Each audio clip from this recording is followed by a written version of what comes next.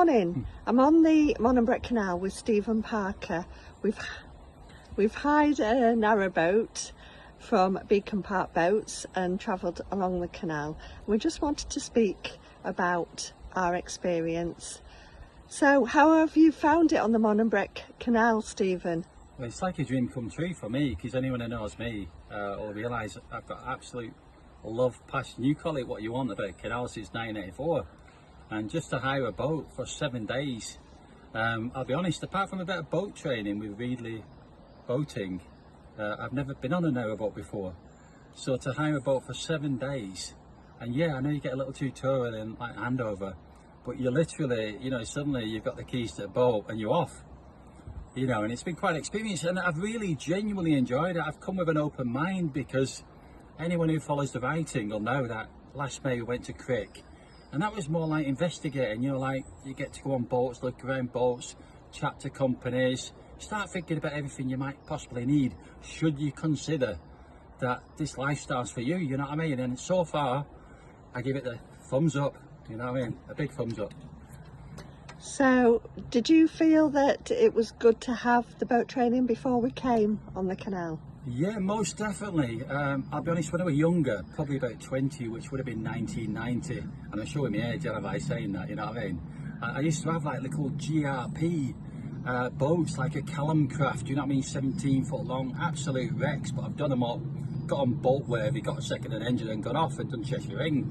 So apart from the boat training, and I believe it was a 45 foot narrowboat, steel narrowboat at Reedley Marina on the Leeds and Liverpool Canal, that's been it. I've never been on a boat, you know, I've never really stopped on a narrowboat, I've never steered a narrowboat apart from the training, and it's been, for me certainly, it's been invaluable, because the whole idea of hiring this boat for 7 days is, one, to see if I could do it, because you don't know. It's like when you learn to drive a car, you can't just jump in a car when you've never been in one.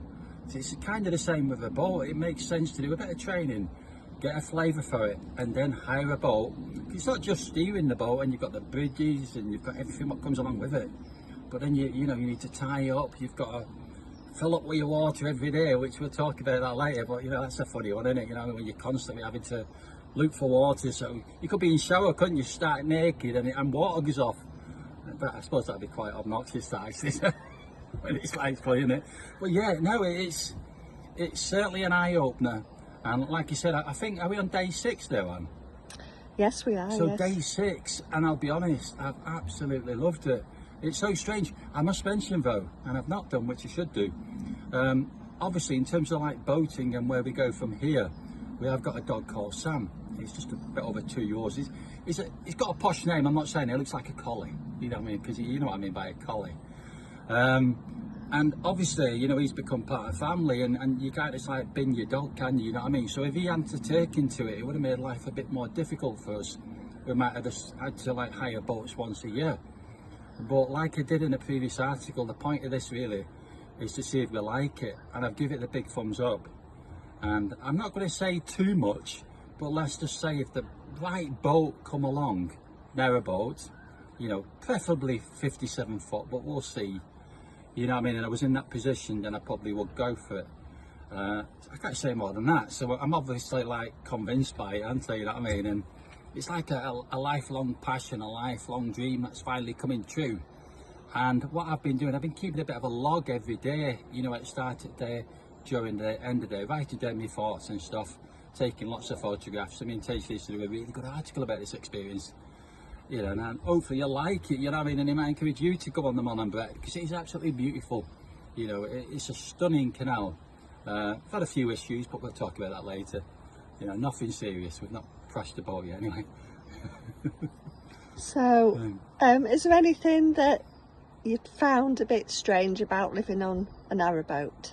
Well, I suppose one, obviously when you used to live in a house, you know what I mean, when you've got a house, you've got space, and suddenly you come on this narrowboat, which I believe, it's about 49 foot, this one? It is, I think yes. It's 49 foot, semi-traditional narrowboat, quite modern, don't get me wrong, like, I'm not sure yet, but they've got a really posh shower bang in the middle of the lounge, you know what I mean, and if you like the human form when you're showering, you know what I mean, then you're in your element, you know what I mean, but it's kind of off-putting unless you know the person, because you literally, you start naked having a shower and someone's watching you, you know what I mean? And even dog and thinking, bloody hell.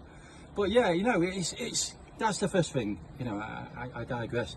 First thing is, it's kind of narrow, as the name suggests, a narrow boat, and it's long, and it's got divisions, you know what I mean? And it's like, if you're passing on a tight corridor, you've got to be really careful, you know what I mean? A few times I've banged myself, you know, like door handles and... But yeah, the main one, obviously, I've got used to tiller now, and you might laugh at this, and you know, I'll be honest, I'm a complete novice when it comes to narrowboat. But one particular day on this journey, you know, I know Anne's laughing behind camera, you know what I mean? It just shows, because obviously you've got a tiller, but then you've got a tiller extension, you've got a pin, which you know is just shaped like a bird, and it goes in. Well, one particular day, me enthusiasm, I completely forgot the tiller extension and the pin. So I was steering with a bit what's left to the boat, which is only about that big, you know what I mean? I kept thinking, this steering's bloody heavy, you know what I mean? And they're like, oh. And I'm thinking, there's something wrong with this. And would you believe we had some really difficult manoeuvres on this canal? Because it is a relatively narrow canal. Bridge yaws are very tight. You couldn't come around the corner and there's a bridge right on top and it swings again. And a few times I've had where I've had to pass boats coming towards us, and because of overhanging trees and weeds, literally there's only one boat with, and I've had to reverse backwards about a quarter of a mile, let them past and continue. Yesterday's voyage, we were going really well, and then next minute there was about, what, I think about 4 canoes, yes, with young people yes, in, bang under the bridge yawl, and we were literally on top of it. So again, I had to use my common sense, keep me cool, put it in reverse, go backwards. You know, there was people with the young people, you know, like tutors or whatever, no issues, you know what I mean? It was good. But what I'm saying, I feel a lot more confident now, you know, and it's one of them things, the more I do it, you know, I think I'm getting better, you know, and it's a nice feeling, you know what I mean? Because it's like anything, like I mentioned about the car, you know, I now feel comfortable driving a narrowboat, obviously using the gears, the throttle, you know, if you want to call it that.